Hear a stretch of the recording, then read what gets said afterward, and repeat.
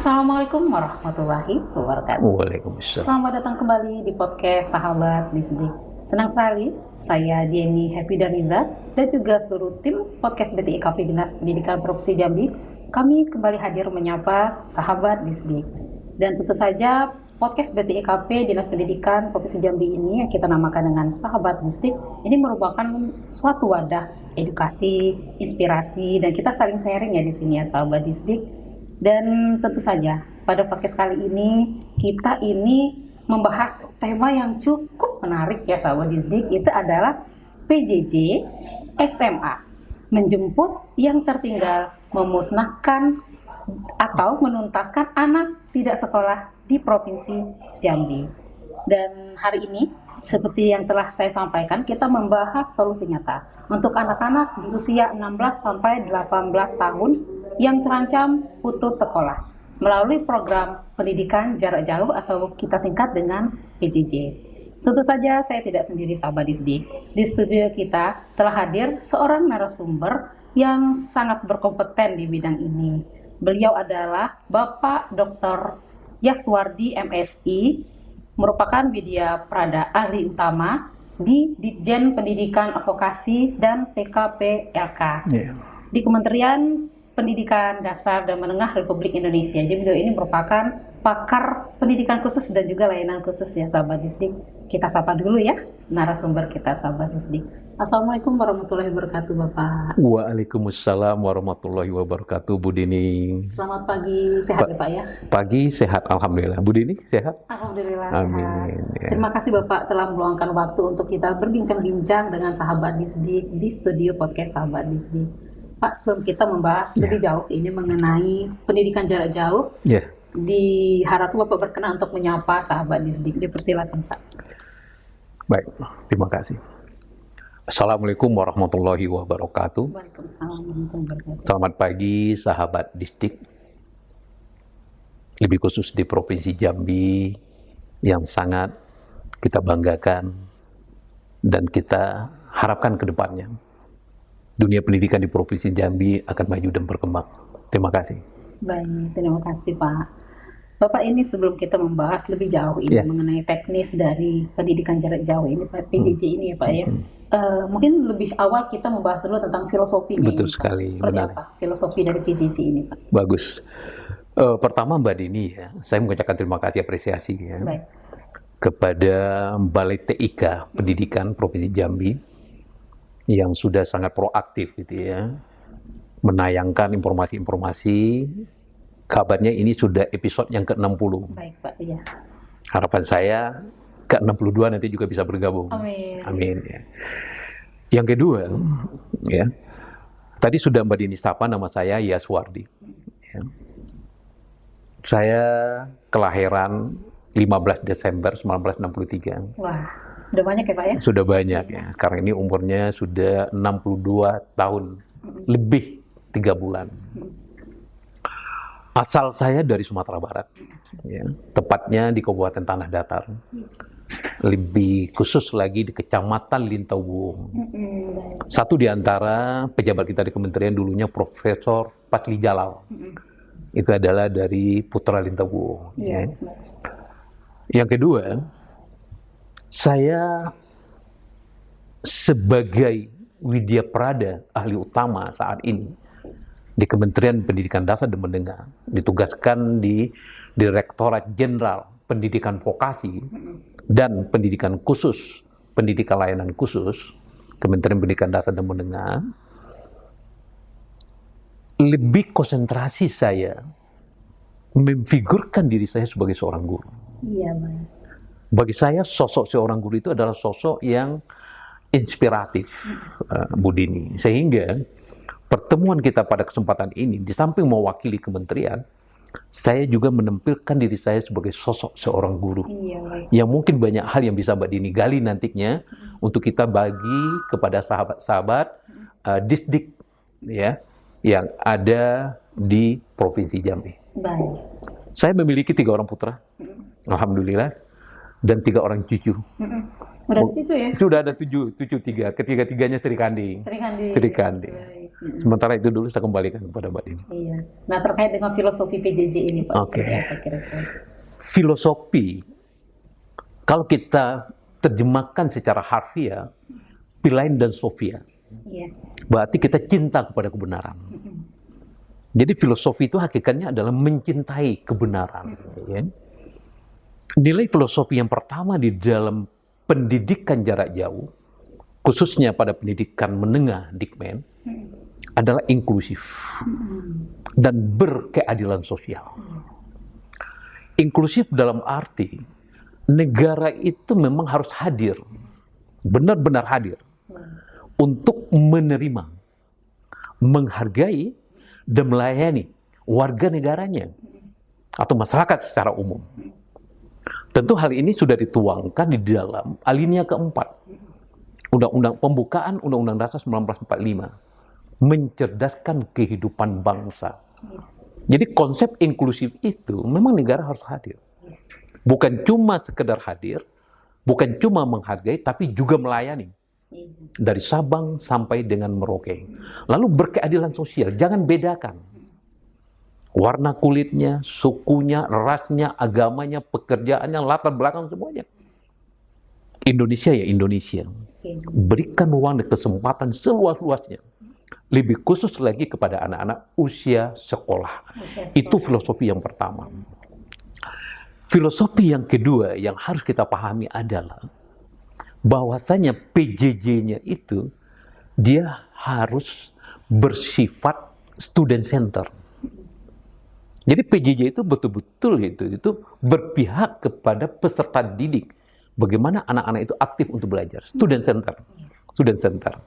Nah, karena student center dalam hal ini, PJJ itu juga harus adaptif, menyesuaikan dengan kondisi lapangan, dengan kondisi lingkungan. Apakah itu mau belajar di hutan, di sawah, di sungai, di atas kerbau, yaitu ya, di pertambangan, ya, sambil berdagang dan sebagainya, di situ sangat adaptif dan fleksibel sekali, fleksibel di sana itu, ya. Kemudian PJJ itu dia kontekstual, dia berbasis kepada kearifan lokal. Makanya kearifan lokal yang ada di Provinsi Jambi, kalau Sumatera Barat kita mengenal adanya Tambo, bercerita dan sebagainya, itu juga bagian daripada memperkuat ya narasi anak-anak kita. Jadi karena kontekstual kita bisa mengoptimalkan segala potensi kondisi yang ada. Yang penting anak itu mendapatkan ruang kesempatan untuk belajar. Belajar. Tidak berhenti belajar saja. Ya, dia juga memahami apa yang dipelajarinya, mengimplementasikan apa yang dipelajarinya. Itu yang disebut dengan literasi.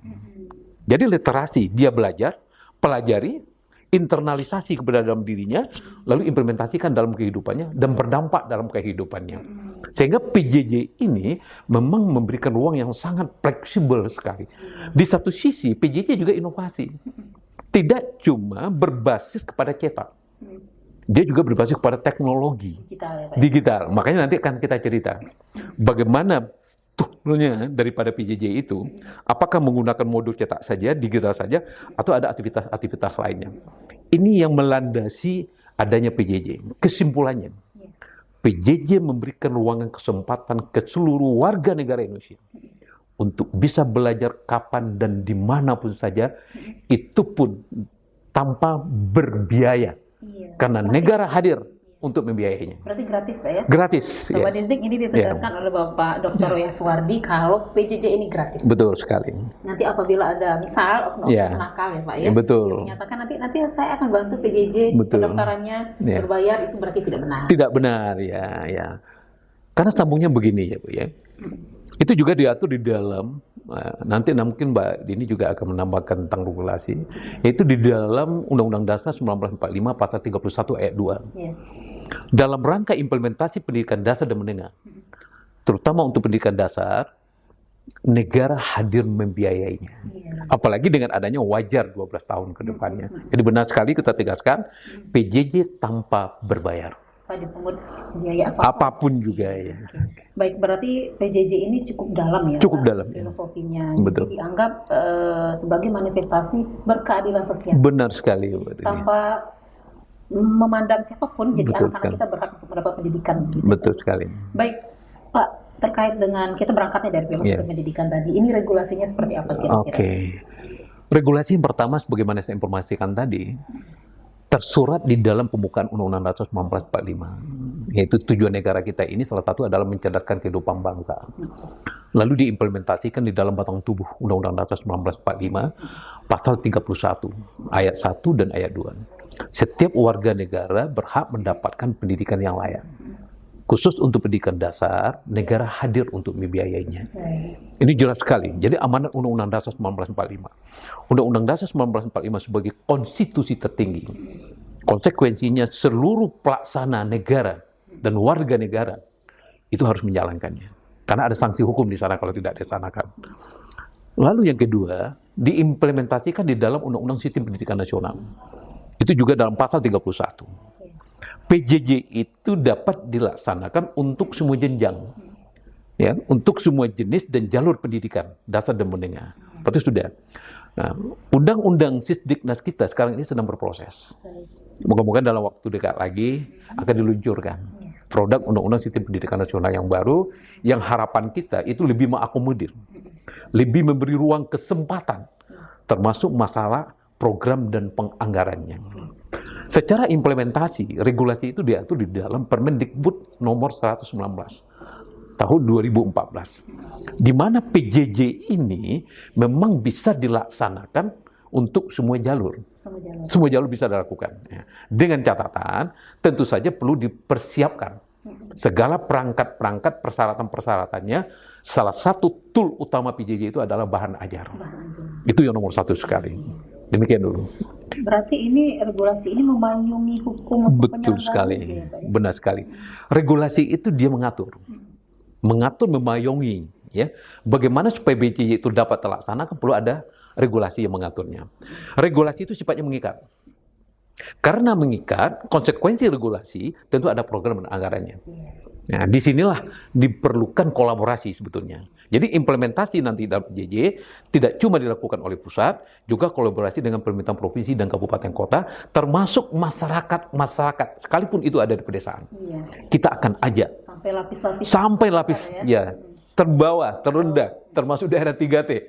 Mungkin ya di dalam tempat yang penduduknya sangat kecil, ya bisa saja punya peran yang signifikan untuk memajukan pendidikan di Indonesia.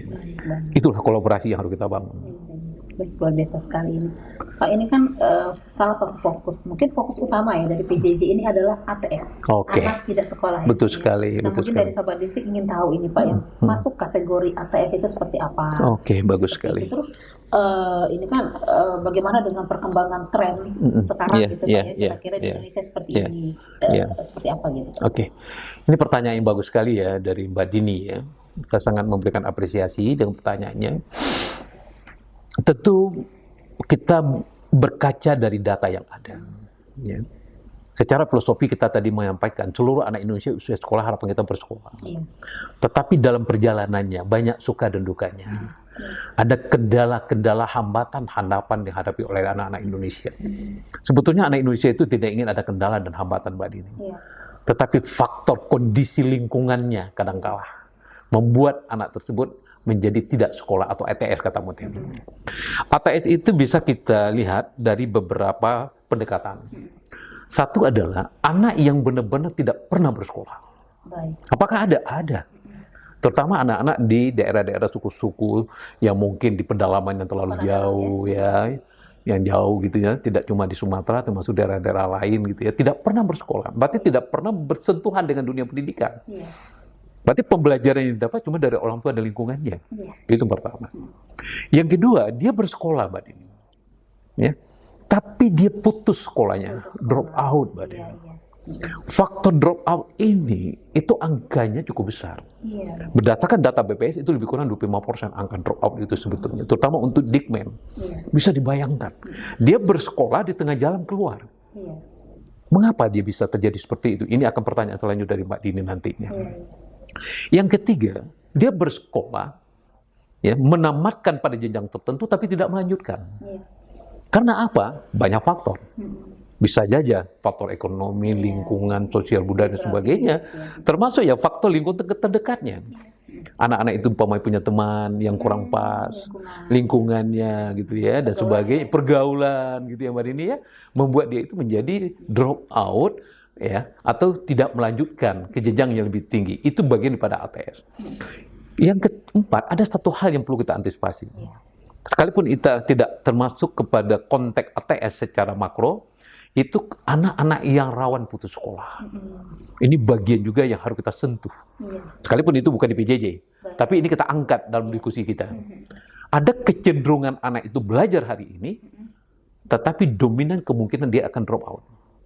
Mungkin faktor pertemanan, faktor ekonomi, faktor demotivasi, kemauan belajarnya itu semakin berkurang. Berarti rentan. Rentan sekali, rentan. Ini juga bagian mungkin kita singgung nantinya. Kalau Mbak Dini nanti mencoba memperluas pertanyaannya. Jadi ATS, ada 3 pendekatan yang harus kita berikan perlakuan. Yang tidak sekolah, mari sekolah. Yang DO, ayo ke sekolah lagi. Tadi Mbak Dini menjemput yang tertinggal. Menjemput, kita jemput dia. Apa makna menjemput? Berikan kemudahan. Berikan afirmasi. Jangan dipersulit. Jangan dipersulit administrasinya. Apalagi masalah biaya nggak ada. Mari kita jemput. Karena apa? Itu anak kita. Anak Indonesia bagi orang dewasa adalah anak kita, Mbak Dini. Anak Mbak Dini, anak saya. Anak saya, itu juga anak Mbak Dini pada momennya, atau cucu saya gitu ya. Anak kita bersama. Anak kita bersama. Kita, anak kita bersama. Benar, Mbak Dini. Kemudian, anak yang tidak melanjutkan. Mari kita beri ruang kesempatan untuk melanjutkan kembali. Apalagi untuk jenjang Dikmen. Jenjang Dikmen ini masa transisi. Untuk masuk perguruan tinggi dan dunia kerja. Kalau ini dibiarkan, ini aset Mbak Dini. Bisa jadi sekian puluh orang yang hari ini mereka tidak melanjutkan. Siapa yang pernah menduga? Kalau dia melanjutkan suatu waktu menjadi orang besar di Indonesia. Bisa jadi menteri, jadi pengusaha besar. Mengapa tidak kita berikan ruang dan kesempatan, Mbak Dini? Jadi anak ini kita jemput, kita berikan akses, kita berikan afirmasi, kemudahan-kemudahan untuk bersekolah, dimanapun bersekolah. Mau jalurnya formal ataupun non-formal. Tapi PJJ yang kita bicara sekarang itu, jalurnya adalah jalur formal. Itu melalui persekolahan. Ini yang harus kita lakukan, Mbak Dini. Jadi dengan 3 kondisi tadi, kita harus memberikan perlakuan-perlakuan. Perlakuan-perlakuan itu lebih banyak pada afirmasi atau kemudahan-kemudahan tanpa berbiaya, dan anak itu datang dengan semangat, dengan gairah yang tinggi, dengan satu harapan. Saya ingin menyelesaikan pendidikan saya. Saya ingin bekerja. Saya ingin kuliah. Suatu waktu saya ingin mengabdi untuk kepentingan ayah, bunda, bangsa, negara. Sangat ideal sekali. Apalagi di bulan Ramadan. Ini momen yang sangat baik sekali ini ya, kita menghimbau masyarakat Indonesia. Dulu kan ada Bapak Asuh, Ibu Asuh, mengapa tidak? Ada kemungkinan nanti ada kebijakan tertentu dari Provinsi Jambi, ada Bapak Asuhnya. Untuk anak-anak tertentu, bisa saja itu kita lakukan, Mbak. Terima kasih. Baik. Ini kan mengenai usianya ya, Pak? Usia, ya. Usia untuk saat ini fokusnya di Dikmen ya, yang kita diskusikan hari ini. 16 sampai 18. 18 tahun ya. Tadi Bapak sudah menyampaikan fokusnya mungkin kemungkinan besar mereka akan melanjutkan. Betul, atau dunia kerja, betul. Ya. Nah, ini bagaimana dengan anak-anak yang kena masalah hukum ini, Pak? Oke, bagus sekali pertanyaannya. Sebetulnya ya, di lapas itu ya, Kementerian Hukum itu sebetulnya sudah membangun komunikasi juga dengan Kementerian Pendidikan Dasar dan Menengah, yaitu dengan menggunakan kurikulum yang hampir sama, kurikulum nasional, itu ada kerjasama sebetulnya.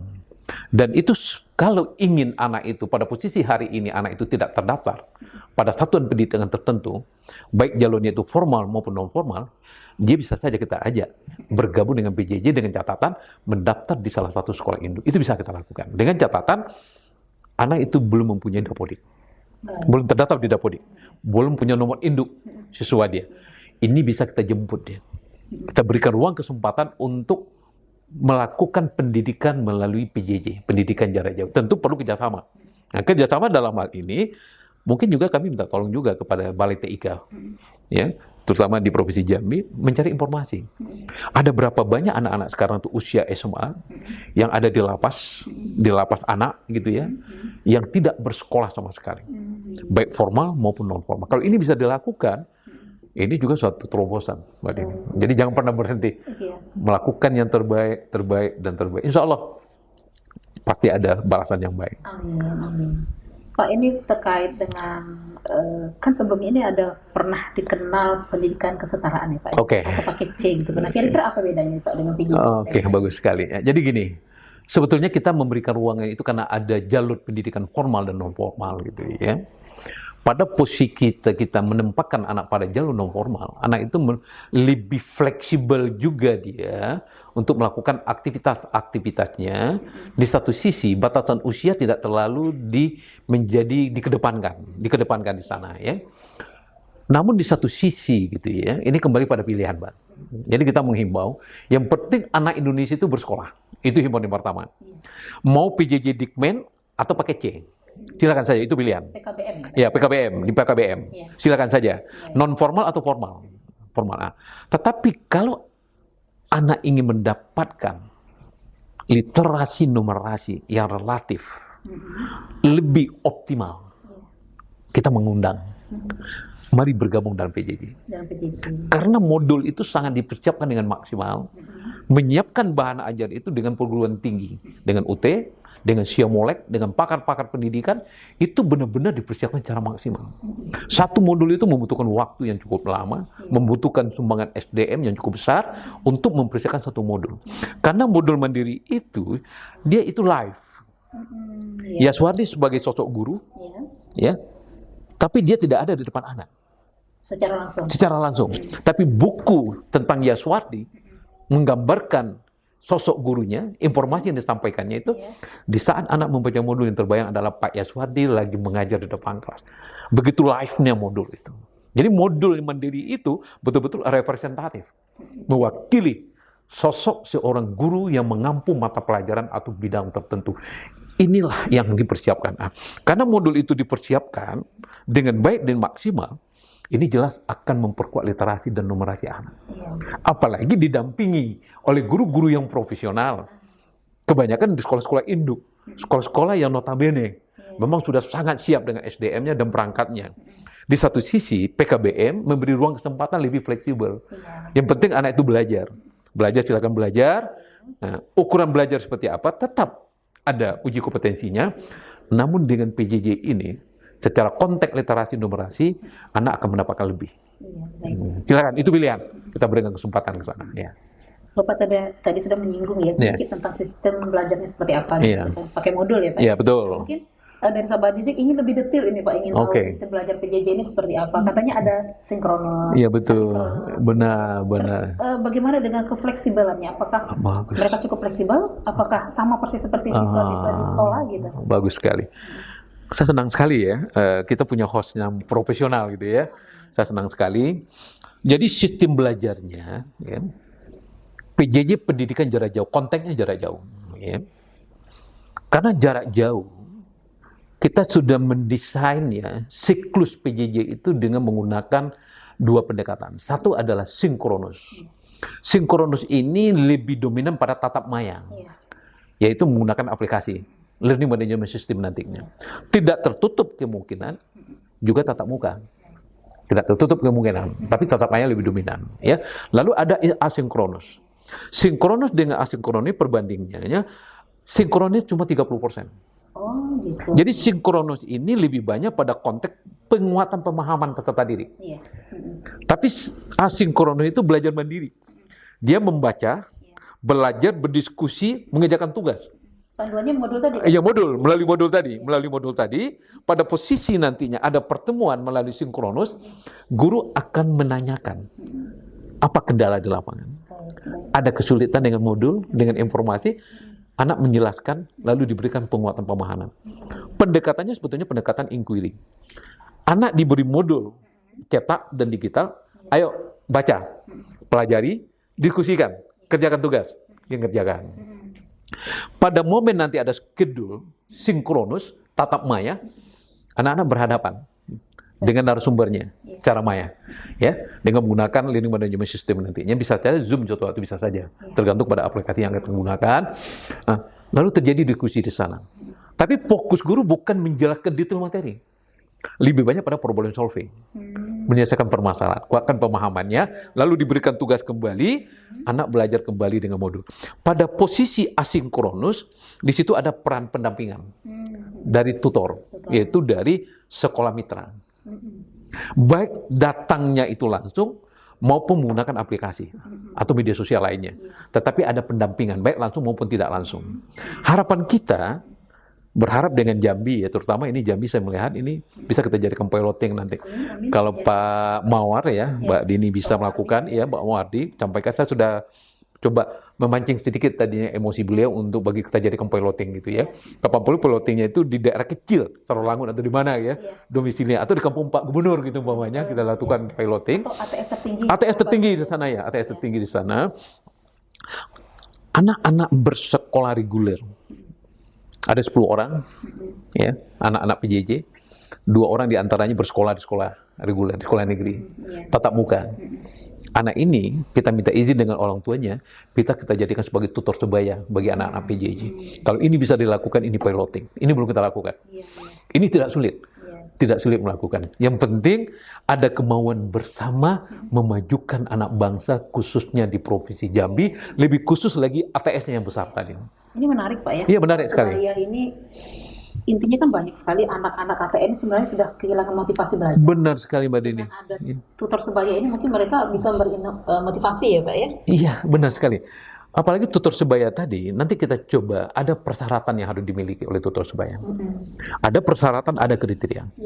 Kapan perlu tutor sebaya ini nanti kita berikan berbentuk apresiasi, ucapan terima kasih dari Kepala Dinas selembar piagam. Wah, itu nilainya luar biasa. Kita tidak bicara finansial dalam PJJ, tapi kita memberikan apresiasi dan penghargaan selembar surat.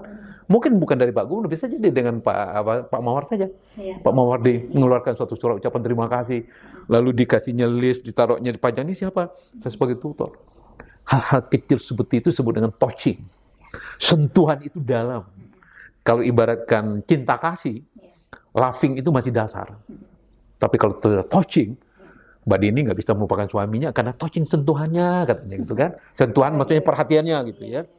Anak-anak juga berapa touching itu, sentuhan itu Mbak Dini, melalui tutor sebayanya. Feel-nya dapat ya Pak? Feel-nya dapat, betul sekali, tepat sekali. Baik Pak, ini banyak sekali siswa PJJ ini kan sering dianggap sebagai siswa bayangan. Ada yang berasumsi seperti itu gitu. Nah ini bagaimana Pak? Bagus, apakah benar ini regulasi, apakah menjamin status mereka tidak podika? Apakah mereka ini betul. juga mendapatkan dana bos juga dari sekolah induknya gitu, seperti apa? Oke, bagus sekali. Yang penting PJJ ini memberikan ruangan aman dan nyaman dan dapat dipertanggungjawabkan. Jadi program PJJ ini tidak cuma efektif dari sisi pembelajaran saja, tapi dia juga akan ada berbentuk pertanggungjawaban. Akuntabilitasnya. Akuntabilitasnya itu, pertama, anak itu mendapatkan ruang kesempatan belajar secara optimal melalui PJJ, baik sinkronus maupun asinkronus. Anak itu juga akan mengikuti ujian-ujian tahapan-tahapan termasuk ujian proses evaluasi proses, evaluasi proses, kemudian evaluasi hasilnya. Anak juga akan melaporkan formatif dan sumatifnya. Anak mendapatkan yang sama. Sehingga nantinya di saat sekolah induk melaksanakan ujian, otomatis anak itu bersamaan dengan jadwal. Bisa jadwalnya berbeda, bisa bersamaan nantinya. Terdaftarnya itu adalah bagian daripada akuntabilitas, pertanggungjawabkan. Mendaftarkan diri, baru ada aktivitas pembelajaran. Kalau belum terdaftar, dia tidak bisa melakukan aktivitas pembelajaran. Terdaftarnya di Dapodik dan memiliki nomor induk siswa nantinya. Itu harus terdaftar di sana. Di mana didaftarkan untuk tahun 2026 ini, anak-anak ini kita arahkan dulunya pendaftarannya di sekolah induk.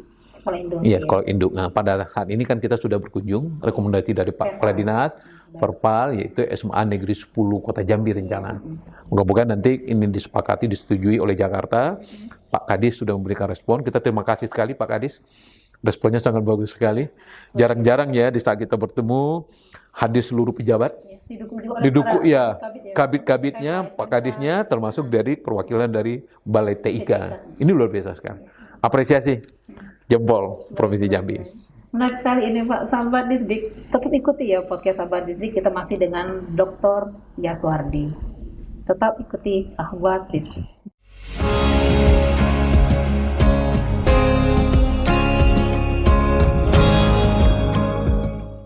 Baik, sahabat Disdik, kita masih dengan narasumber hebat kita dari kementerian, yaitu Bapak Dr. Yaswardi. Pak, ini artinya berarti kita tegaskan kembali, ini berarti terdata di Dapodik. Kalau terdata di Dapodik di sekolah induk, berarti otomatis dia juga masuk ke dana BOS ya Pak? Dana BOS, BOSP. Nah ini artinya kita tegaskan kembali gratis. Ya, betul, betul. Ini perlu Pak kita ulang-ulang ya Pak. Nggak apa-apa, benar sekali. Nah, ini mengenai ijazah ini seperti apa? Oke, ini menarik sekali. Jadi ini bagian daripada diskusi kita di kementerian. Pertanyaannya bagus sekali gitu ya. Termasuk nanti pola pendaftarannya itu apakah berbarengan langsung dengan sekolah anak, sekolah induk, atau ada dengan skedul tertentu. Ya. Apakah di Dapodiknya itu nantinya juga benar-benar seiringan dengan siswa yang ada sekolah induk, atau terdaftarnya dengan pola lain. Ini bagi diskusi kita. Jadi ini belum bisa kita putuskan. Yang penting dia terdaftar di Dapodik, mendaftarnya di induk, mendapatkan bantuan operasional satuan pendidikan. Itu sudah pasti. Sehingga anak tidak dirugikan, sekolah induk juga tidak dirugikan. Cuma ada satu harapan. Ada penguatan dari Dinas Pendidikan. Karena ini Dikmen, itu Dinas Pendidikan Provinsi. Apakah itu dalam bentuk dukungan penguatan SDM nantinya, penguatan Sapras di sekolah induk dan sekolah mitra, ataupun ada bentuk-bentuk lain. Namun kementerian berharap, mari berkolaborasi untuk mengembangkan sekaligus ya memajukan PJJ Dikmen di Provinsi Jambi. Ini Bapak sudah menyinggung nih Pak. Ya, apa itu? Pembagian ini Pak. Tapi kita bahas tentang kolaborasi ini.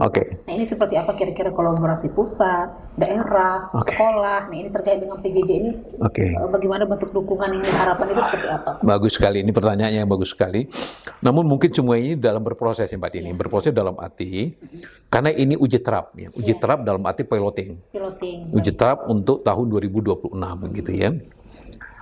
Tugas daripada pusat, kementerian dalam hal ini Pendidikan Data dan Menengah, adalah menyiapkan regulator. Jadi regulator ini yaitu yang mengatur. Regulator yang mengatur dalam hal ini adalah kementerian kita, produknya adalah regulasi. Regulasi ini sekarang ini dalam proses review, yaitu Permendikbud 119 2014 tadi. Ya. Di dalam review itu nanti akan terakomodir.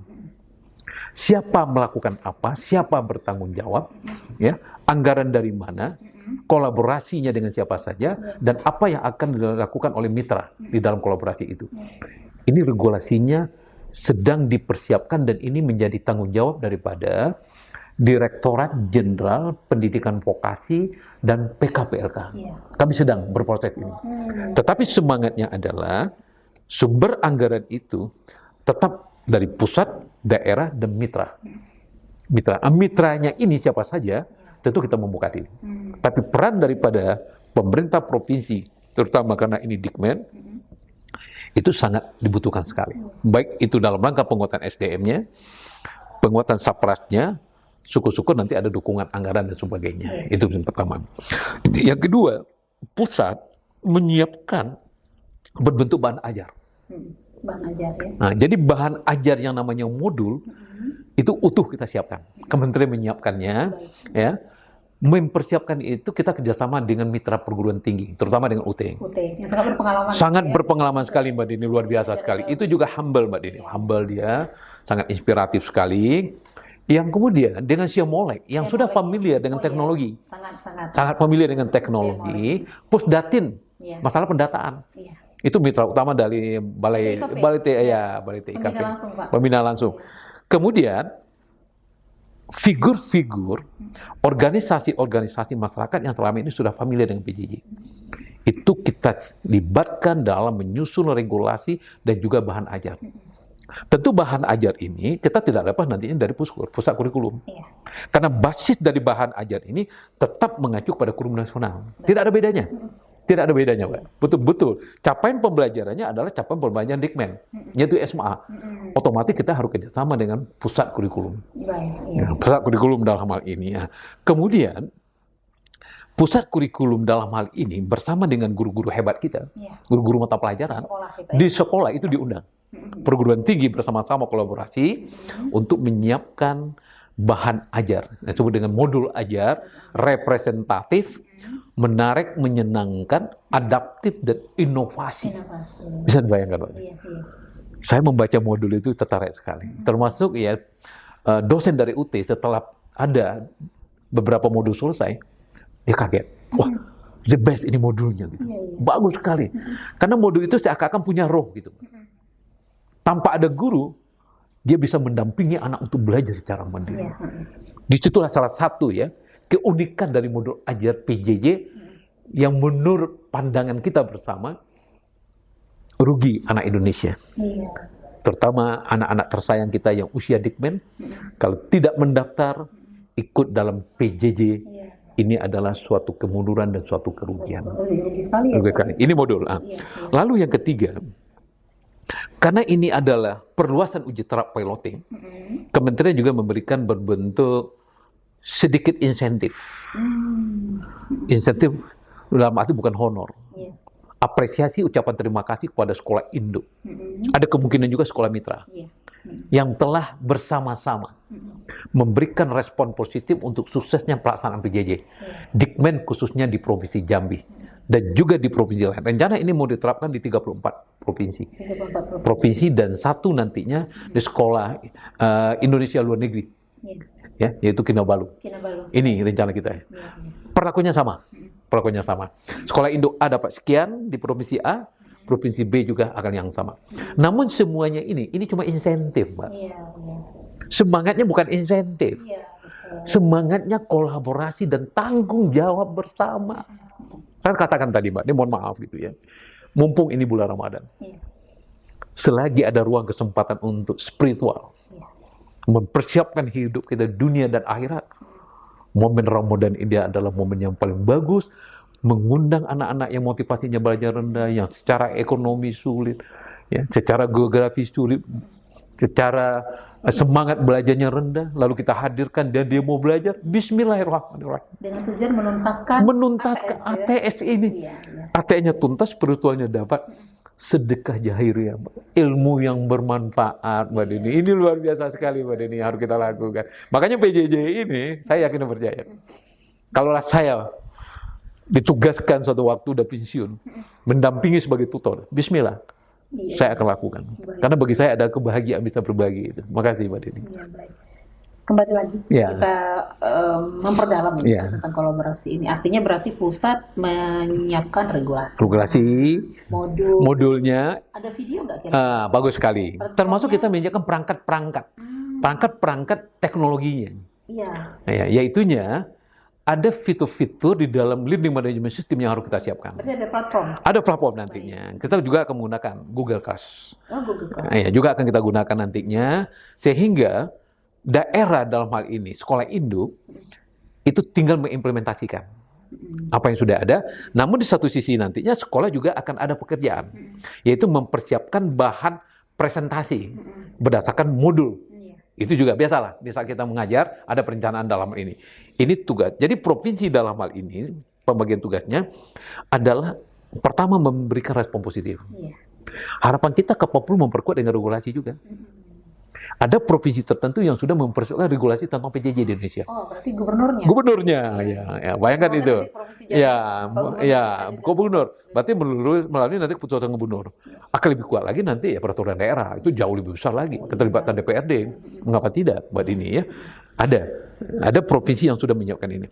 Jadi respon positif dari pemerintahan provinsi kabupaten kota, melalui Dinas Pendidikan Provinsi Kabupaten Kota, ini harus benar-benar terrealisasi.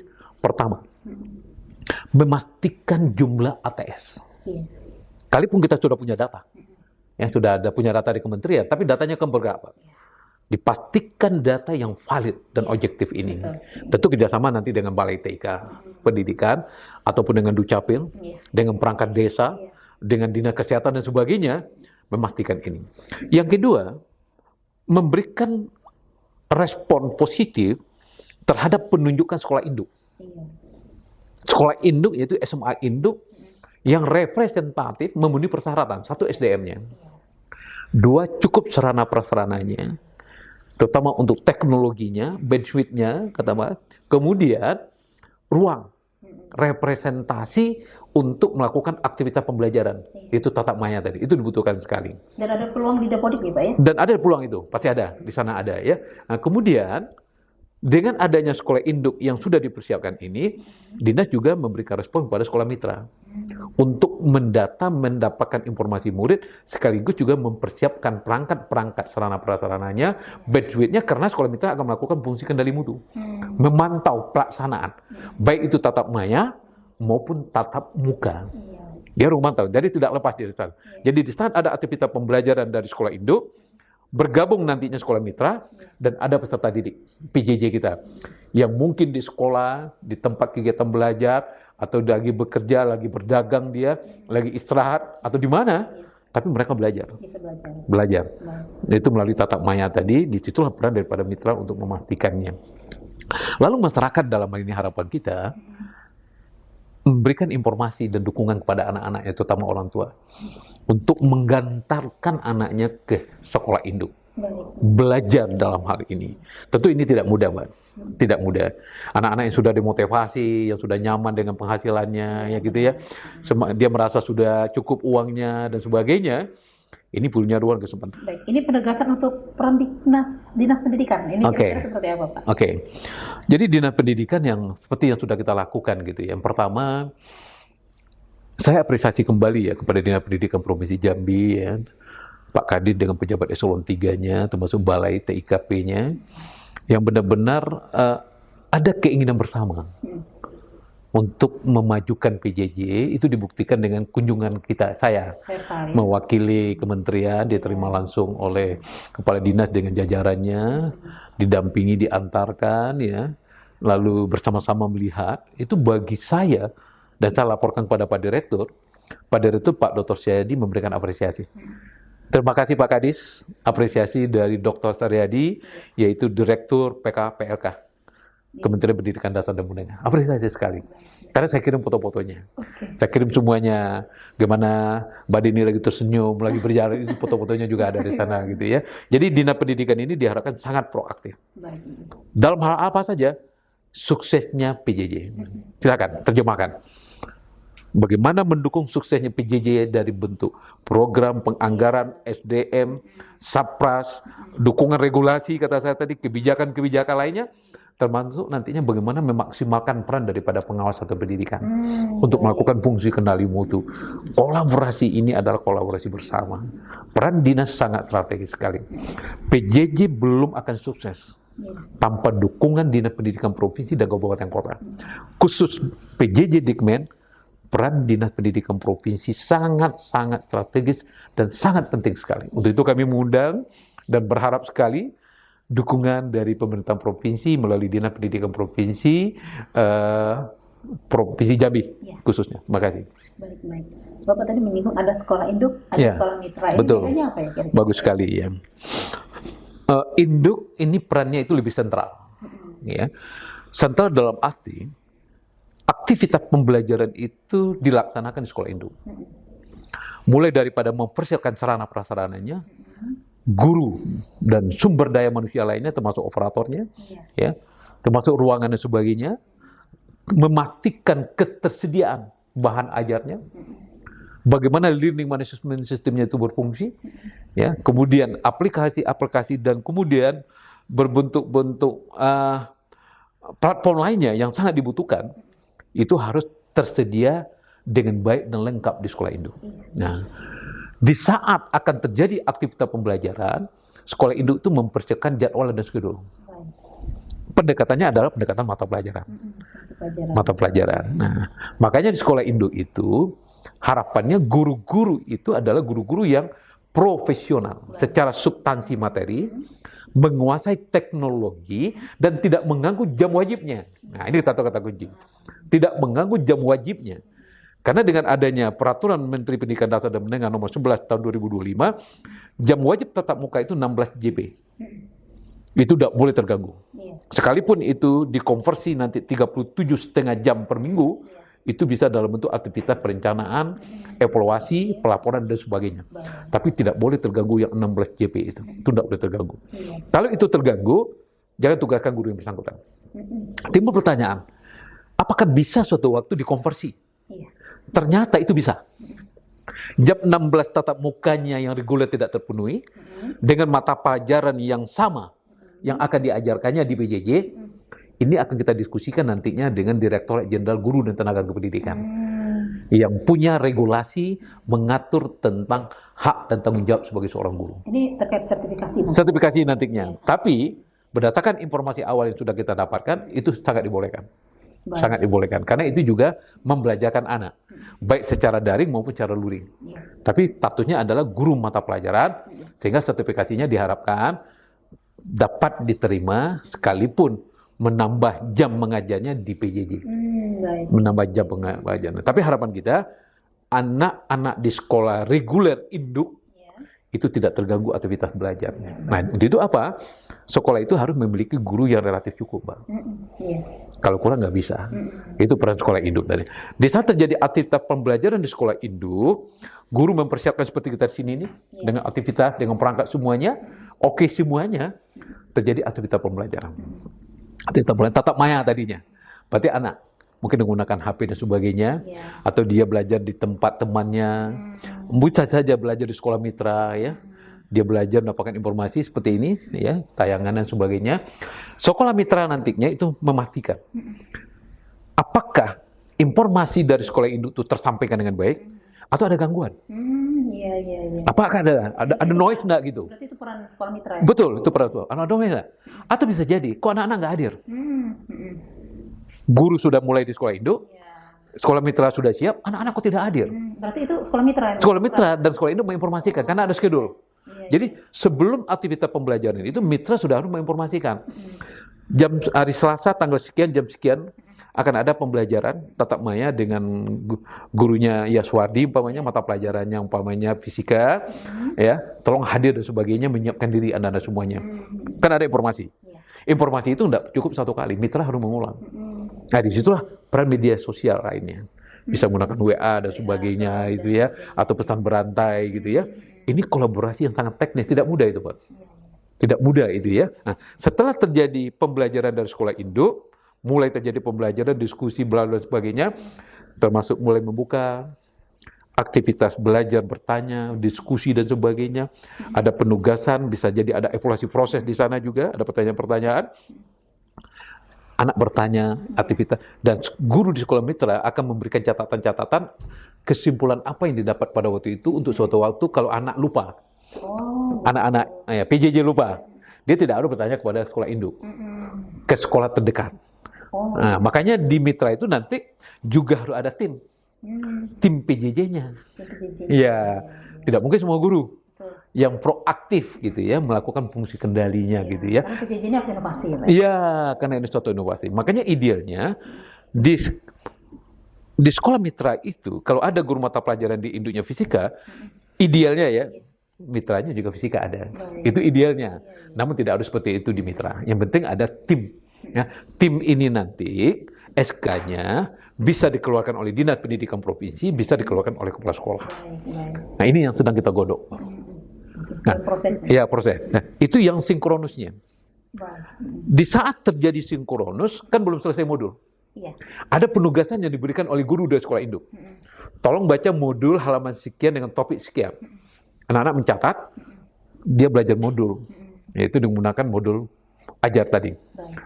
Baik itu dia belajar kelompok, atau belajar mandiri, ataupun nanti ada perbantuan dari tutor, dari sekolah mitra. Tapi dia belajar mandiri dulu. Belajar sendiri di sana, berkelompok, sebagainya. Itu durasi waktunya, prosentasenya itu adalah 70% mandiri itu. 30% cuma yang sinkronus. Tapi karena sinkronus itu bukan mengajarkan, tapi lebih banyak pada kuatkan pemahaman peserta didik terhadap modul ajar, di mana anak punya kesulitan terhadap modulnya. Yang tidak ada punya kesulitan, loss, terus saja. Tapi bila ada kesulitan, di situ sinkronus itu perannya lebih signifikan.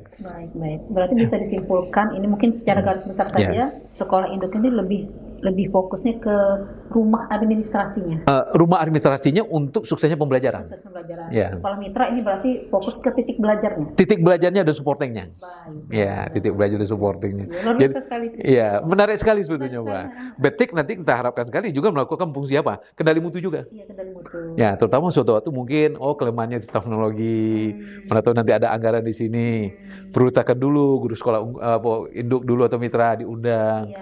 Kita doakan.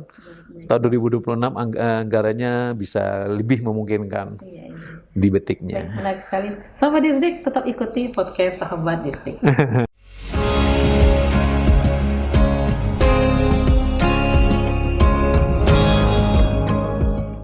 Baik, sahabat Disdik, kita masih dengan Bapak Dr. Yaswardi MSI. Beliau dari Kementerian di Kemendikbudrismen ya Pak Iya, ya? betul sekali. Untuk Dijen Pendidikan Advokasi dan Vokasi. Vokasi, Iya. Vokasi Dan dan PKPLK. PKPLK. Baik, Pak, ini terkait dengan PJJ ini Pak ya. Nah, ini Bapak ada pesan kira-kira untuk kepala sekolah kita, mungkin di sekitar sekolah itu ada Oke, anak-anak yang ya. tidak sekolah gitu, ATS atau rentan putus sekolah gitu. Betul Mungkin sekali. ini butuh motivasi yang kuat nih Pak untuk kepala sekolah Iya. kita supaya tetap giat ini Amin. mengikuti data anak ATS. Ya. Iya. Ini pertanyaan menarik sekali. Saya mencoba menjawabnya secara umum dulu, masuk nanti kepada SMA Induk gitu ya. Mbak Dini, ya, tadi saya juga sudah bicara dengan Pak Mawardi, Kepala gitu ya, BTIKP. kepala balai gitu ya. Sosok sebagai seorang kepala itu memang sosok yang ideal gitu, Iya, baik. yang ideal, bukan cuma di sekolah induk PJJ. Kajian-kajian penelitian baik dilakukan di Eropa, di Amerika maupun di Indonesia, signifikansi profesional dan pengalaman seorang kepala sekolah Iya. berdampak pada angka 65 sampai dengan 75%. Menentukan mutu pendidikan di sekolah yang dipimpinnya. 65 sampai Berarti besar 75%. perannya. Sangat besar, bukan besar lagi. Iya. Sangat besar sekali. Nah, untuk itu saya mengimbau kepada Bapak Ibu kepala sekolah hebat yang ada di Provinsi Jambi. Peran yang sangat ideal dan signifikan ini tentu tidak berhenti dengan kondisi apa yang kita miliki hari ini. Belajar adalah suatu keharusan dalam rangka mengelola dunia pendidikan. Berdiskusi, bertanya, melihat adalah suatu keharusan. Di atas langit banyak langit. Tidak ada manusia yang sempurna. Ketidaksempurnaan itu akan menjadi lebih sempurna melalui kolaborasi kerjasama dalam hal ini. Karena jabatan kepala sekolah itu adalah sebagai top manager, juga sebagai top leader, dan juga sebagai supervisor, dan juga sebagai entrepreneurship. Bisa dibayangkan. Ya. Dengan sekolah kecil, bagaimana animo masyarakat bisa mengantarkan anaknya ke sekolah. Berarti dia memiliki jiwa entrepreneurship, kewirausahaan untuk mengembangkan potensi sekolah. Bisa dibayangkan hebatnya itu. Jadi untuk itu, sekali lagi terima kasih, apresiasi kepada Bapak dan Ibu yang sudah diangkat menjadi kepala sekolah. Ini adalah penghargaan. Walaupun nanti sekolahnya tidak masuk kategori sekolah induk atau Walaupun tidak. mitra, Ya, gitu. betul. Ini untuk secara umum dulu nih, secara umum dulu. Mungkin di sekitarnya ada anak KTS. Betul, yang ya. aktif dalam data. Betul, gitu ya. Karena keterbatasan daya tampung di sekolah. Terutama sekolah-sekolah di sekitar di mana Bapak dan Ibu memimpin sebagai kepala sekolah. Yang tidak tertampung itu adalah anak kita. Baik. Karena anak kita, Kementerian Pendidikan Dasar dan Menengah membuka program uji terap PJJ Dikmen tahun 2026. Apa maknanya? Anak-anak yang belum dan tidak tertampung dengan berbagai faktor penyebabnya, berikan ruang kesempatan, minimal data dan informasi, Baik. untuk bisa mendaftarkan dirinya ke sekolah induk pendidikan jarak jauh di Provinsi Jambi untuk tahun 2026. Sebagai calonnya adalah SMA Negeri 10 Kota Jambi, dan itu sudah persetujuan dari Kepala Dinas Pendidikan Provinsi Jambi. Nah, dengan mendaftarkan diri, berarti anak-anak yang ada di sekitar domisili sekolah yang Bapak Ibu pimpin anak tersebut juga akan mendapatkan akses pendidikan, yaitu pendidikan jarak jauh melalui sekolah induk PJJ. Itu yang pertama. Yang kedua, berikan kelancaran kemudahan kepada orang tua yang punya keterbatasan bagaimana cara mendaftarnya. Tentu dalam hal ini kita menghimbau nantinya kepada musyawarah kerja kepala sekolah untuk MKKS SMA yang sebarannya ada di seluruh kabupaten kota di Provinsi Jambi untuk juga bisa memfasilitasi dan meneruskan informasi ini. Karena ini sangat penting sekali.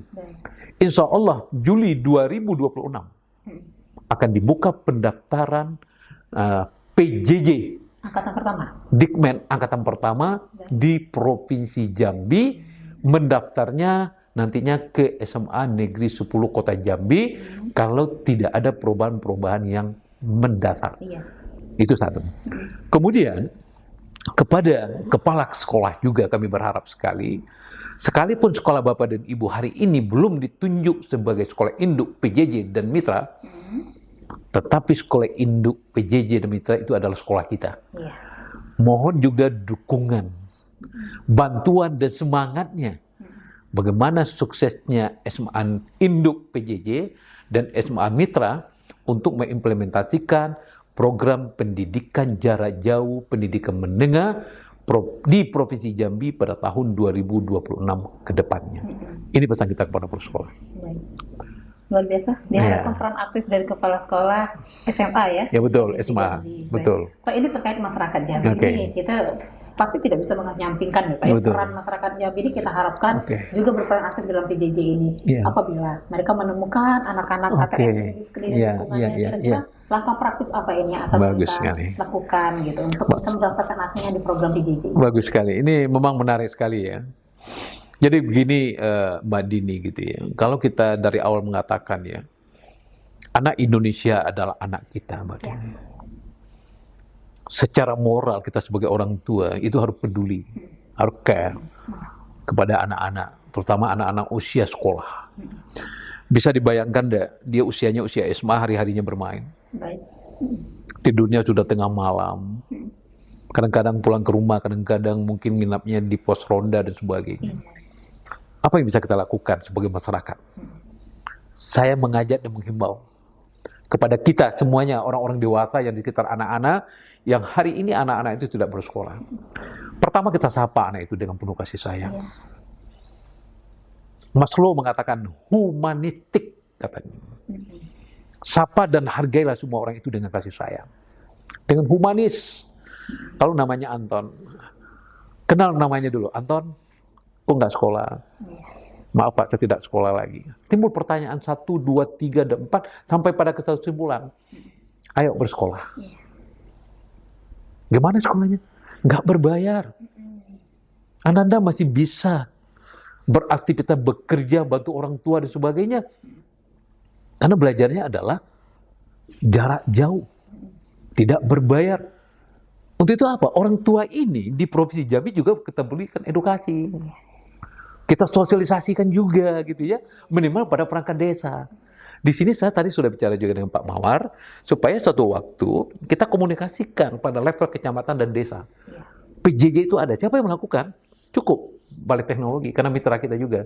Nah, karena masyarakat tadi sudah menyapa, lalu anak bertanya, tentu orang tua tadi harus bisa menjelaskan dengan baik, walaupun tidak luas. Sehingga anak mengambil suatu kesimpulan, oh oke, saya mau belajar, saya pingin sebagainya gitu kan. Di saat anak itu sudah ada gerakan ingin belajar, sebagai orang tua harus memberikan respon positif, kapan perlu mendatangi orang tuanya. Orang tua si anak tadi menceritakan kepada orang tuanya bla bla bla bla. Ternyata anak kita Anton ada keinginan untuk kembali bersekolah. Mari kita dukung bersama, tidak ada berbiaya, masa depannya insya Allah akan lebih baik dan sebagainya. Kalau komunikasi ini dilakukan secara berantai, secara terus-menerus, secara kondusif oleh seluruh lapisan masyarakat, saya rasa PJJ itu akan sukses.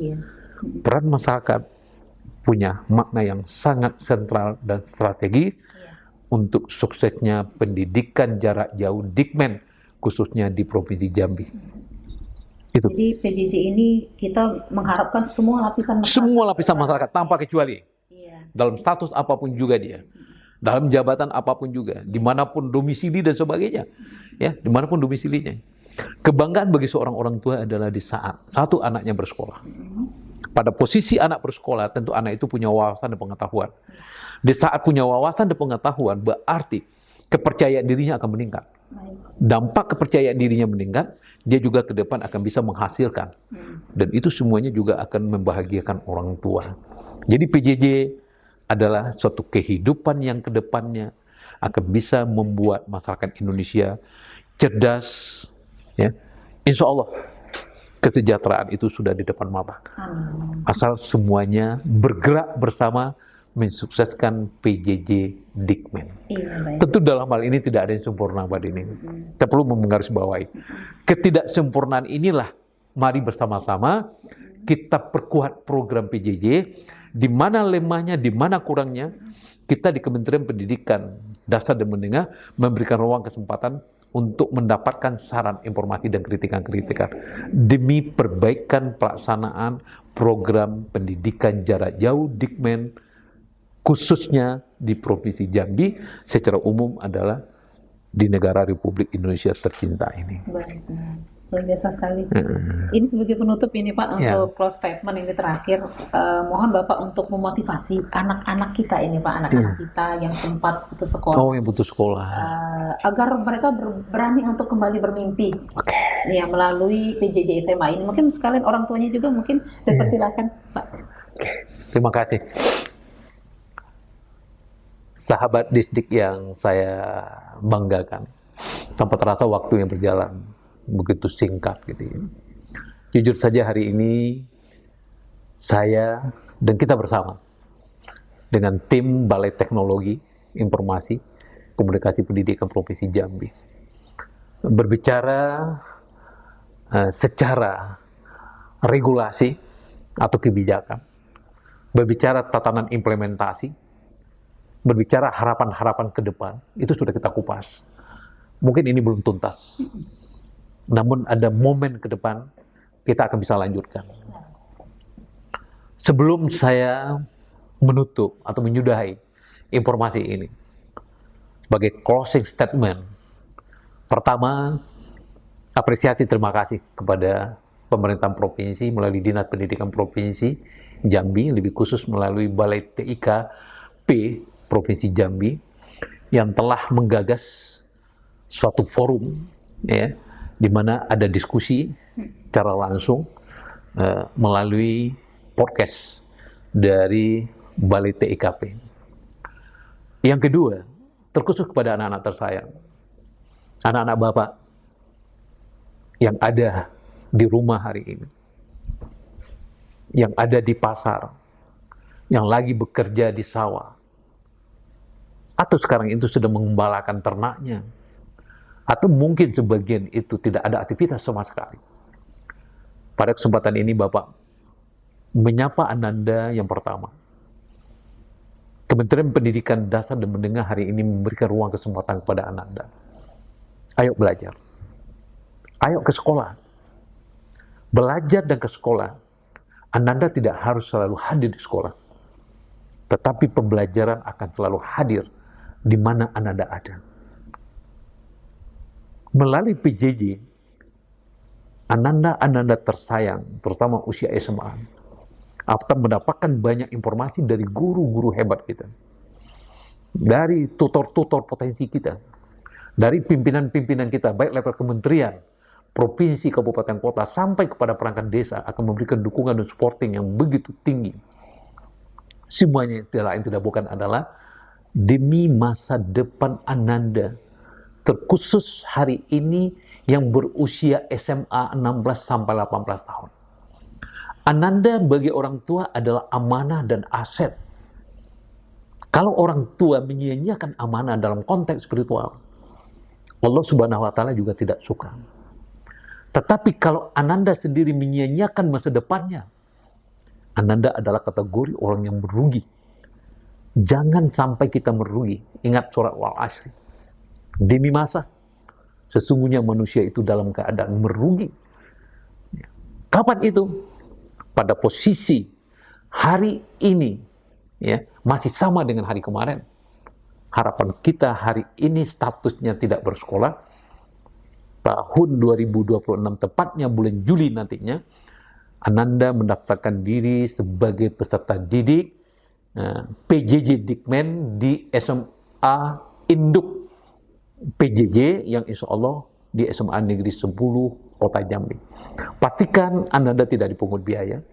Pastikan Ananda juga akan mendapatkan suasana pembelajaran yang joyful, yang meaningful, yang berkeadilan, dengan modul-modul yang representatif, ya, baik itu cetak maupun digital, dengan dukungan guru-guru yang potensial. Insya Allah banyak hal positif yang akan Ananda dapatkan. Mendaftar ke PJJ adalah langkah untuk memacu masa depan yang lebih baik. Mendaftar ke PJJ adalah kesempatan untuk meningkatkan aktualisasi diri dan potensi, insya Allah, juga kebahagiaan lahir batin, dunia dan akhir. Sukses PJJ di Provinsi Jambi. Dan lebih umum, sukses PJJ Dikmen di negara Republik Indonesia tercinta. Terima kasih. Mohon maaf. Sukses untuk kita semuanya. Selamat siang, sahabat Disdik. Terima kasih. Wassalamualaikum warahmatullahi wabarakatuh. Waalaikumsalam warahmatullahi wabarakatuh. Luar biasa sekali. Terima kasih kepada Bapak Dr. Yaswardi MSI dari Kementerian Kemendikbudrismen, dan mudah-mudahan perbincangan kita yang sangat luar biasa ini menjadi bekal bagi kami di daerah, terutama di Provinsi Jambi. Dan selamat melanjutkan tugasnya ya Pak, yang cukup berat ya Pak. Terima kasih. Baik, sahabat Disdik, itulah perbincangan kita terkait dengan PJJ. Jadi ini PJJ ini mungkin banyak dikenal waktu zaman pandemik gitu ya. Jadi ini bukan hanya sekedar sekolah online gitu, tetapi dia merupakan jembatan pendidikan dari sekolah induk, sekolah mitra, dan juga sampai ke anak-anak yang tidak sekolah dalam pendidikan jarak jauh ini. Dan diharapkan nanti PJJ ini merupakan solusi legal yang berkualitas, fleksibel, dan juga menuntaskan anak ATS. Baik, terima kasih sahabat Disdik yang telah menonton podcast Sahabat Disdik, yang menyaksikan terus ya sahabat Disdik bagaimana proses perbincangan kita dengan Bapak Dr. Yaswardi.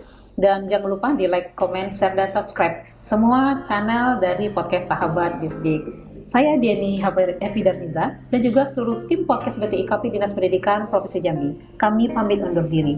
Mohon maaf apabila ada kesalahan dan kekilafan. Wassalamualaikum warahmatullahi wabarakatuh. Salam. Terima kasih.